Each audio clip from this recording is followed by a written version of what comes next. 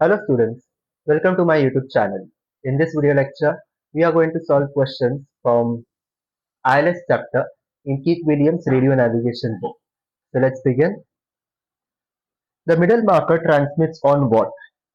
Now all the marker beacons, whether outer marker, middle marker, inner marker, they transmit on a fixed frequency of VHF 75 megahertz. So this is the main carrier frequency on which marker beacons transmit. Now this main carrier frequency is further amplitude modulated differently for these three different marker beacons. So for outer marker it is frequency modulated 400 Hz, middle marker 1300 Hz, inner marker again it is 3000 Hz. Okay, next. So here the question states what is the transmission frequency. So you have to select option delta 75 megahertz. That is the main carrier frequency. Okay. They have not asked about amplitude modulation. They have asked about main carrier frequency. Next. A locator is what? Now we all have NDB stations. We have all read about NDB stations. We know NDB stations. So compass locators are just like NDB stations. So read this. NDBs may be installed on the localizer of the ILS. When these NDBs are installed on the ILS system, they replace the outer marker.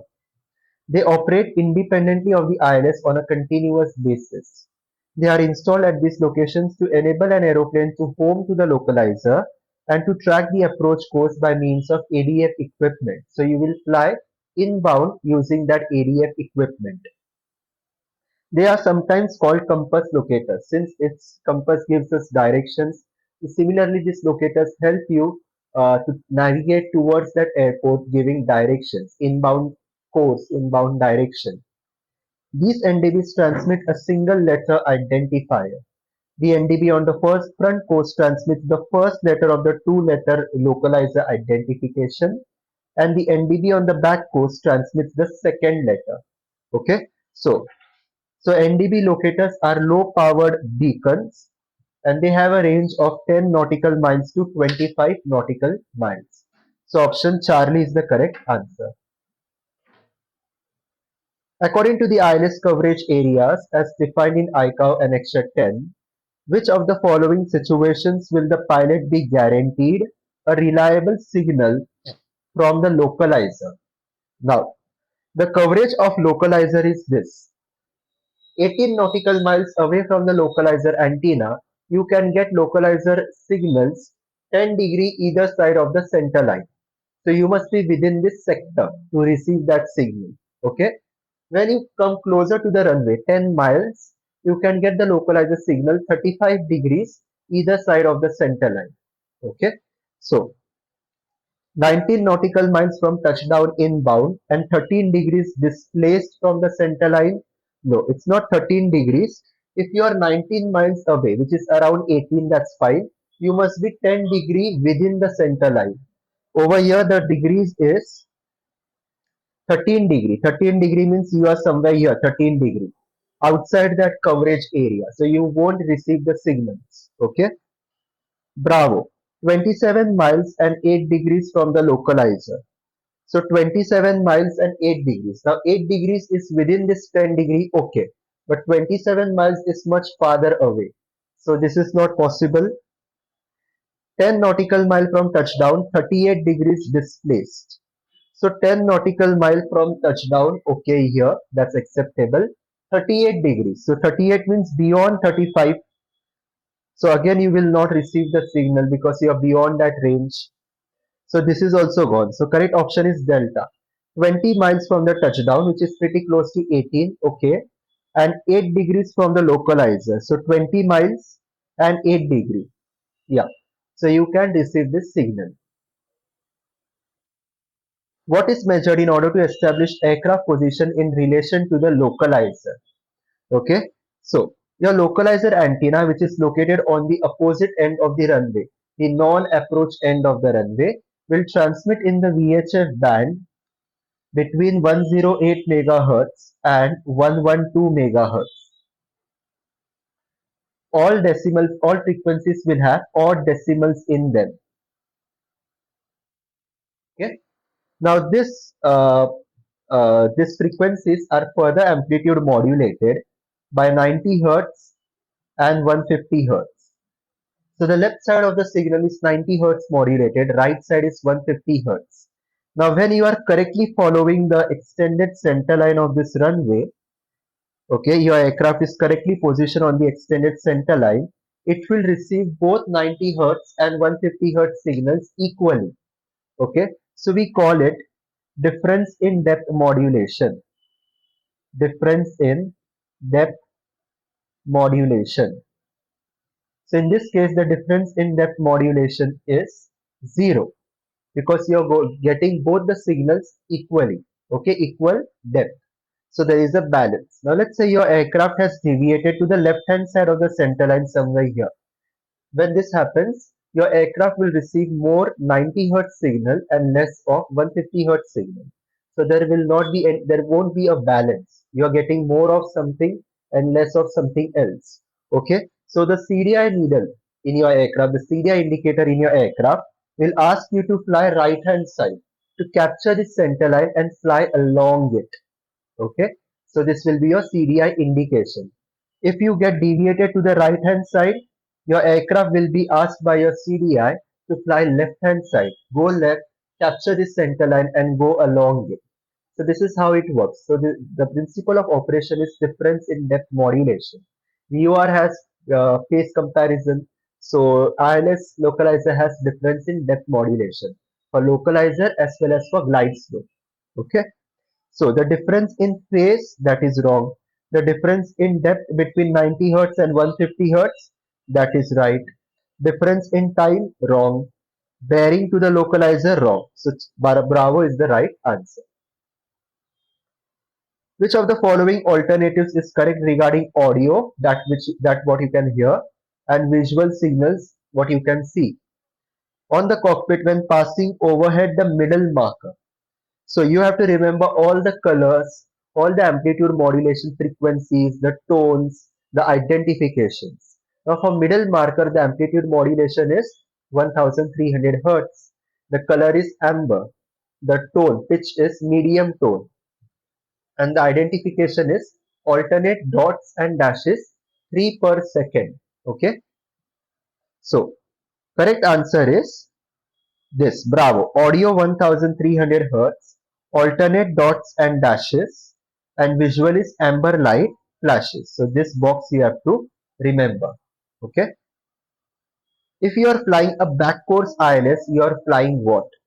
So now your ILS will have a front course and a back course. Now this particular aircraft approaching runway 27 for landing is flying a front course ILS. Why front course? Because this runway 27 has its own, okay, its own ILS installation, this localizer aerial which is situated on the opposite end. This localizer aerial will transmit the localizer radiation pattern in the direction of this aircraft for runway 27. Okay, so you will be flying a front course approach, meaning all the CDI indications will have normal sensing. That means if the CDI needle tells you to fly left, you fly left. If the CDI needle goes to the right, you fly right. You follow the indications. Now, in case the winds change and you have to land or you have to use the reciprocal runway for landing, runway 09er. Now, this runway 09er doesn't have ILS installation of its own. Okay. If you want to use ILS for runway 09er, that runway must have its own separate ILS installation. That means this 09er will have a separate localizer antenna on the opposite end of the runway like this over here. In that case, you can use that ILS installation and you can fly an approach ILS approach normally. But if that is not there, if it's unavailable, so you will not be able to fly ILS approach. ILS approach requires localizer guidance and glide slope guidance. Okay, so if glide slope guidance is not available, vertical guidance is not available, so you will have to fly a non-precision approach, means an approach only with horizontal guidance. Okay, so you can use this localizer antenna which is meant for runway 27 for your localizer or horizontal guidance. The drawback is, the disadvantage is that the needle, the CDI will be showing reverse sensing. That means if your aircraft gets deviated to the left of the center line, what should CDI needle show you? It should indicate fly right indication, right? That is the solution. But in this case, in reverse sensing, the CDI indication will tell you to fly left.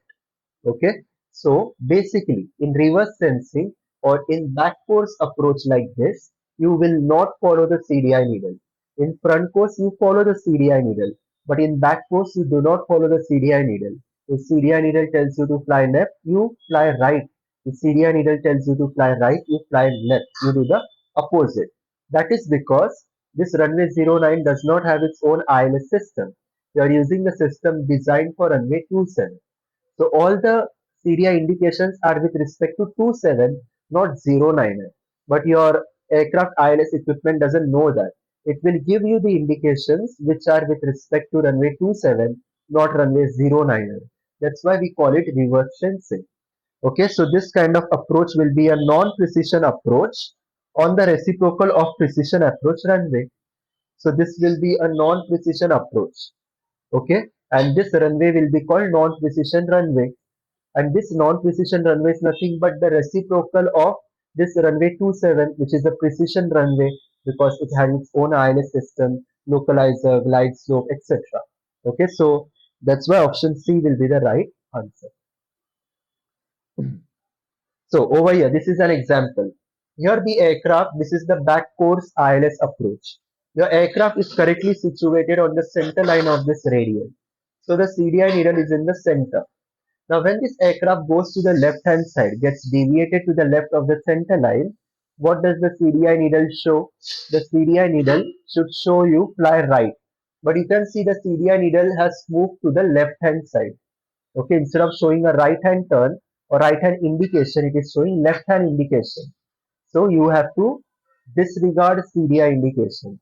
Okay, you will have to do something opposite of the indication shown to you. If it tells you fly left, you fly right hand side. Now over here, your aircraft has deviated to the right hand side, but still the CDI needle is telling you to fly right, which is wrong. So you will fly left. Okay, so this is what is the result of a back course approach. The audio modulation of the middle marker is what? So your middle marker sends alternate dots and dashes 3 per second. Okay.